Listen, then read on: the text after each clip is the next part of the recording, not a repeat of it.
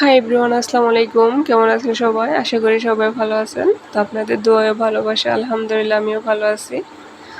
তো আমাদের নতুন ধান আসছে, তো এগুলো যখন সিদ্ধ করা হয় নাই তখন আগে রোদে দিলাম।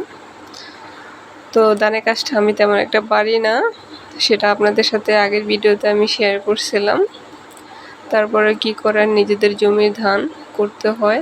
তারপরে এই যে এগুলা পরে সিদ্ধ করার পর এগুলা ছিল সিদ্ধ করার আগে রোদে দিছি, আর এগুলা সিদ্ধ করার পর।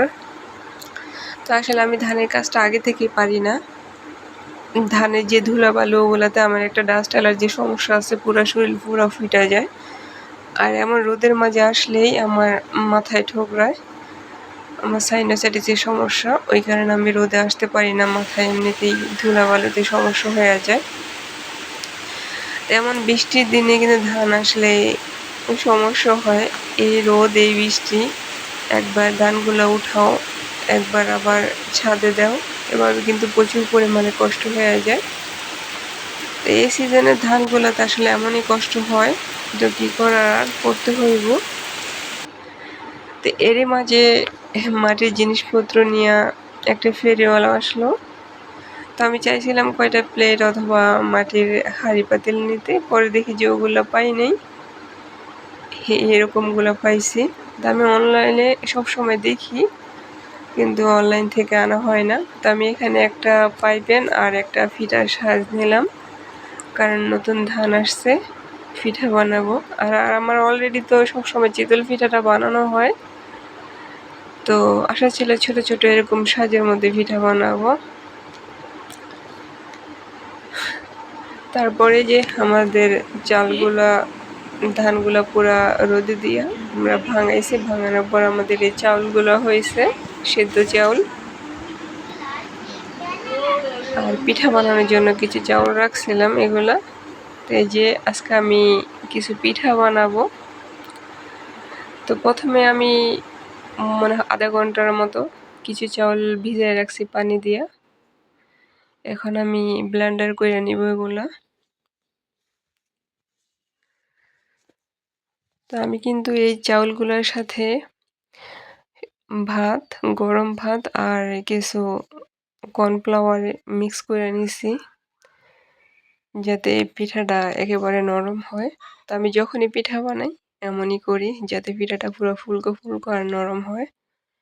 সাথে শুটকি ভর্তা করছি।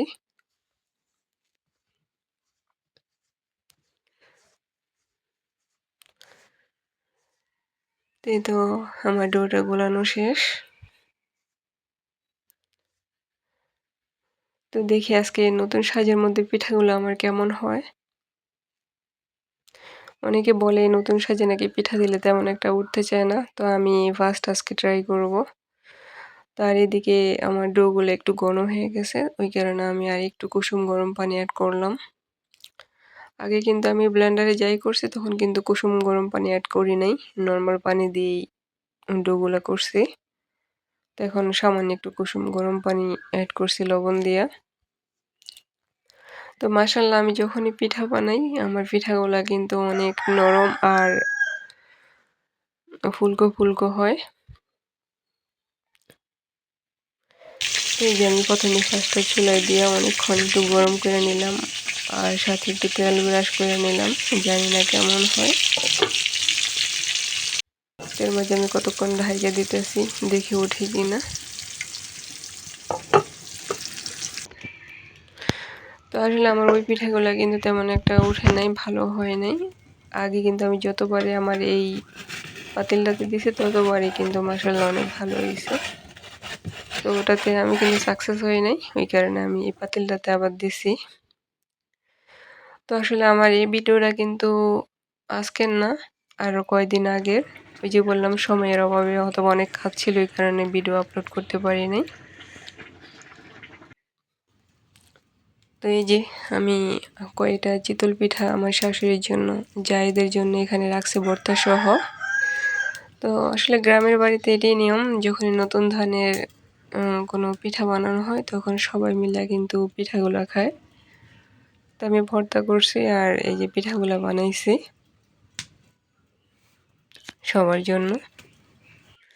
আর এবছর এই যে আমাদের আমের আমসত্ত্ব, আমাদের এখানে কিন্তু বৈশাখ মাসে কিন্তু আমগুলা সব পাইকে গেছে।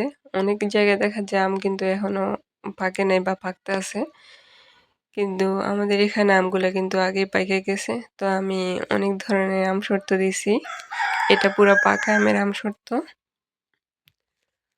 আর এই যে বাকিগুলা এটা কাটা ছাড়া। এটাও কিন্তু মিষ্টি, সবগুলাতে কিন্তু আমি চিনি এড করছি।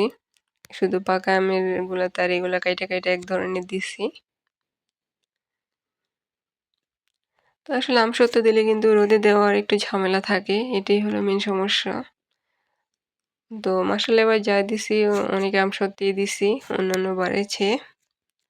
তো আমার আজকের ভিডিওটা আপনাদের সাথে শেয়ার করলাম। কেমন লাগলো প্লিজ কমেন্টে জানাবেন। একটা লাইক করবেন আর একটা কমেন্ট করবেন। আর পাশে থাকা বেল আইকনে একটা ক্লিক করবেন যাতে পরবর্তীতে ভিডিও আপলোড করার পর আপনাদের কাছে নোটিফিকেশন চলে যায়। সবাই ভালো থাকবেন, সুস্থ থাকবেন। আল্লাহ হাফেজ।